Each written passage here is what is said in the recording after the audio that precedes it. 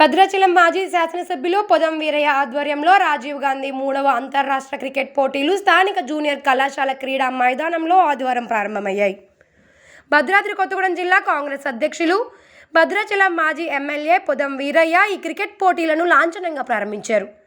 ముందుగా రాజీవ్ గాంధీ చిత్రపటానికి ఆయన పూలమాలలు వేసి నివాళులర్పించారు. అనంతరం మైదానంలోని క్రికెట్ పిచ్పై బ్యాటింగ్ చేసి క్రీడాకారులను ఉత్తేజపరిచారు.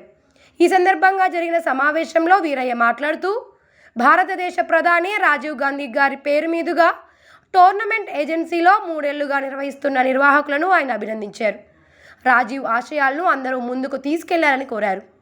ఈ కార్యక్రమంలో డీసీసీ సభ్యులు బుడగం శ్రీనివాసరావు, కాంగ్రెస్ నాయకులు వడబాల వెంకటేశ్వరరావు, వసంతాల రాజేశ్వరి, నిర్వాహకులు పొలమూరి బసవరాజు, తెల్లం నరేష్, కాపుల శ్రీను, అలీం, వరుణ్, మణి తదితరులు పాల్గొన్నారు.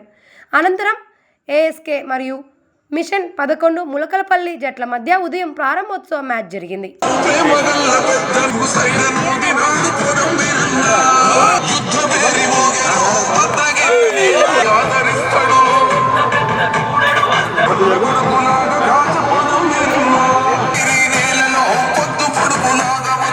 అంతర్రాష్ట్ర 3వ క్రికెట్ టోర్నమెంట్కి విచ్చేసినటువంటి అతిరథ మహారాజులు, అలాగే ముఖ్య అతిథిగా విచ్చేసినటువంటి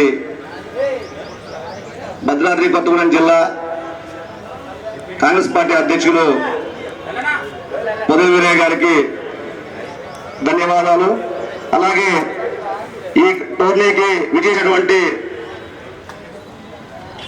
పత్రికా విలేకరులకు, ఎలక్ట్రానిక్ మీడియా అందరికీ పేరు పేరున ధన్యవాదాలు. ఈ కార్యక్రమానికి ఈరోజు గత 15 రోజుల నుంచి ఈ రాజీవ్ గాంధీ అంతర్రాష్ట్రీయ క్రికెట్ టోర్నమెంట్ నిర్వహిస్తున్న ఆర్గనైజర్స్ అందరూ కూడా ముందు శుభాకాంక్షలు చెప్తున్నాను.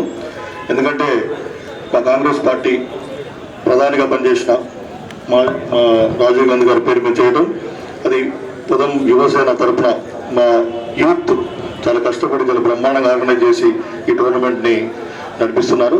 ఇది మంచిగా విజయవంతం కావాలని కోరుతూ, అట్లే ఈ పాల్గొనే టీమ్స్ అందరూ కూడా టీమ్ స్పిరిట్తో మంచిగా ఆడి వాళ్ళకి స్పర్మస్ఫూర్తితో టీమ్ స్పిరిట్తో ఉండాలని కోరుతూ